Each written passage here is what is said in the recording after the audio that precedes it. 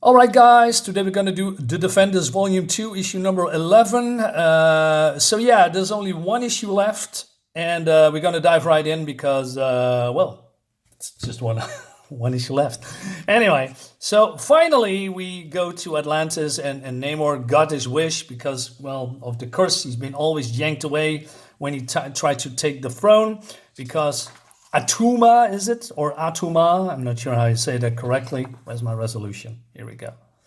Is, taking over Atlantis. And, yeah, they are here for a reckoning. We have, I don't know, Sea Urchin. I forgot this whale guy. Tiger Shark. Nagala, I believe. And Piranha. I know this guy. Anyway. So, but then instead of making a battle plan, they have a battle plan. But then, of course, Hulk, who cannot wait to smash people, he is, attacking this guy, right? And so everybody picks a character, and it seems that only Kyle here, Nighthawk, is dealing then with Attuma, and I'm not sure why. He's probably the weakest of this whole bunch. Yeah, he has superpowers at night, and he has a jetpack so that he can fly, but that's about it. He also has some claws, but it's not in this costume, I believe. It's just weird. Anyway, so a lot of fighting, and it seems that, I don't know, Patsy's hell-born, well, she's not born in hell, but her hell powers is dealing with Nagala's magic. Don't ask me why. I mean, I'm not sure how she's dealing with it. I mean, she's only just swimming away. That's not really, dealing with it. Anyway, and isn't it also that, they can breathe on the water because of Doctor Strange's spell, but they are not natural born, Aquatians. That's not how you say it. People that live on the water, Atlanteans. So isn't that not that they are way, way, way slower than the people that are just live on the water? Anyway, maybe I shouldn't ask those questions. Meanwhile, yes, Doctor Strange can magically disappear in armor of Sea Urchin. And then, of course, jokes, because we have smiley-faced underwear. Ha, ha, ha, ha, ha, ha. That was sarcastic, by the way. And then Patsy and Valerie says, hey, this mortal will drown without armor. Do something quickly. And then reluctantly he says, oh, very well. This protective bubble should restrain and safeguard him, though I cannot help but think it's more than he deserves. Do you want to let him drown, dude? What's wrong with you, idiot? Ads. So, yes. So he's dealing with... yes, I should have known. This is Orca. And Orca draws his power from, killer whales. So the more killer whales comes, the stronger he gets. But then Hulk is not impressed because Hulk just says, well, I just need to get angry and then I'm going to be stronger. All right, so there's a lot of fighting here. And this looks cool. I mean, I like the action. This is an all-action book. And Valerie is or Pat, I'm not sure why I said Valerie. Valkyrie, dude. Patsy, Valkyrie, is dealing with Piranha, and Tiger Shark can do nothing because, Silver Surfer is way, way, way too powerful, right? All right, all action, looks cool. We have some colorful pages here, and Eric Glass's art is fun to look at. The downside of his work, or plus side, depends on how you look at it. I mean, if you are a big fan of his, you know that he has a lot of same-ish poses when it comes to action. The panel layout is similar. His body language when it comes to fighting and standing is similar. It's not really much changing, but, that is his shtick, I guess. I mean, I don't read Savage Dragon anymore because since his son took over, I just lost complete interest. I don't like his stories anymore. It's just running out in circles. Another downside of this Defenders Volume 2, I addressed that a couple of times. Sorry. It's full of jokes. It's completely joke. One joke after another.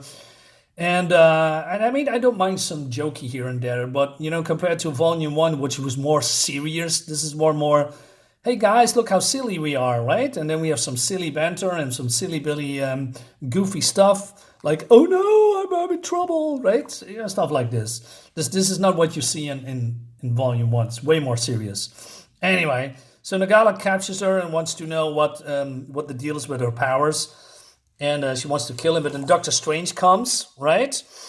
And but she has now the serpent crown. Now the serpent crown was a powerful object, and wait a minute, where is it? Yeah, I totally forgot. Here, yeah, you know, I got this old classic thing, and there is also I don't know, another duplicate serpent crown, but the first one was pretty powerful.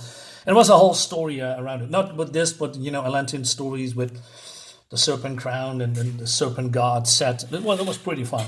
Anyway, but somehow she got this crown to, I don't know, even the plane of magic here with Dr. Stephen Strange. All right, but she has a barrier around them. So Silver Surfer and Namor cannot penetrate it. More ads. And then she says, well, basically she's way too powerful. But then cocky Stephen Strange says, he says, I know much of the dark teachings of Naga, of the foul powers with which he built the first serpent crown, and of what you now wield, suggesting that is this a copy or a fake, probably less powerful. All right, and he also says that she's struggling to remain conscious, and she doesn't know what's happening to her. She's getting lightheaded and she's losing consciousness.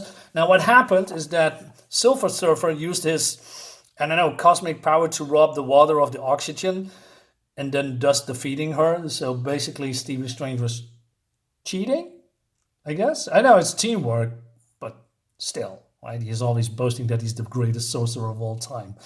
Right. Anyway, the Hulk is still pounding Orca here, and he says, I don't need your help, just go away. All right, so they are leaving. They're leaving these two to fight to the death, I guess, and then they go to the palace, right, to reclaim Namor's kingdom. I mean, that's the plan here. And but then, like I said, Kyle, he is trying to get away from him, and then Attuma realizes that, well, I want to say the defenders are here. And he says, yes, the others are defeated, broken, bleeding, unconscious. And as commander, is this not your place with them? All right. Damn it. Ads. And then he says, well, basically he's threatening Namor. He says, you can think you to intimidate me with words. You have stolen my kingdom, tortured my subjects, plundered and pillaged. And now you hurl words at me. Gird yourself, villain. Your day of reckoning has arrived. I must say, okay, I like this. This is cool. This is kinetic. It's vicious. This is what I really want to see more. More seriousness, great action, and you know, this looks cool. This looks cool. I like that. You know? And yeah, Attuma is defeated. Cool. Everything is over, right?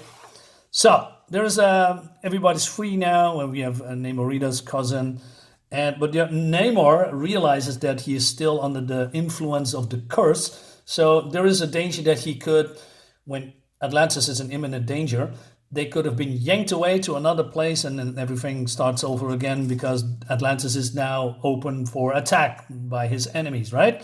So he says, hey, he is going to create a formation of Council of Three. Together we shall prepare for emergency strategies. So Namorita, Seth, and Andromeda, probably not Seth, what I mentioned just earlier, and they are, they act as free as one in his absence. So Stephen says, and then he says, well, because he thinks it's basically his responsibility because of the curse, he says, I shall create a magical war ring around the city to alert Atlantis should anyone approach with evil intent. But then he says, and more, my spell shall act when and all within the city too. Thus, anyone seeking to commit treachery from within shall be exposed. So Kyle says jokingly, hey, I think make easy on all of us if you could just do that to the whole world, wouldn't it? Yes, it would. I had considered. Then perhaps you should. He says, no, it's just a joke here, man. No need for Big Brother. Now, this is an indication of what's going to happen after issue 12. I believe I have the books, and I'm not entirely sure, but it's called The Order. Check it out if you want to know what's going on. Anyway, so celebration time, right?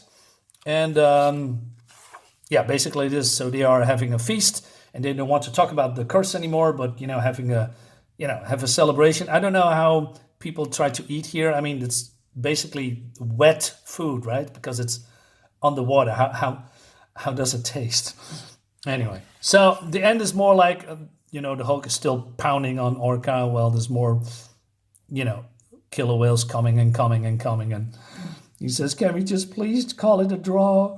And that's it. So yeah, overall, it's not a bad comic. It's fun if you pretend the volume 1 doesn't exist. But volume 1 has 139 comics with 1 annual, maybe I believe that's it. This is only 12, so I get it, but still. And by the way, remember the dwarf that's been shooting people in one of these issues? That is, I mean, maybe we see that in issue number 12, but I'm not sure. But they have to deal with the curse in issue 12 to get the conclusion. So it's an okay book. There is some fun stuff in there. I like it, but overall, it's not that good. But maybe I'm a little bit biased because I know what's all happening in volume 1. It's just a better series in my opinion. Okay, guys, let me know in the comments what you think about it. I see you next time, and bye-bye.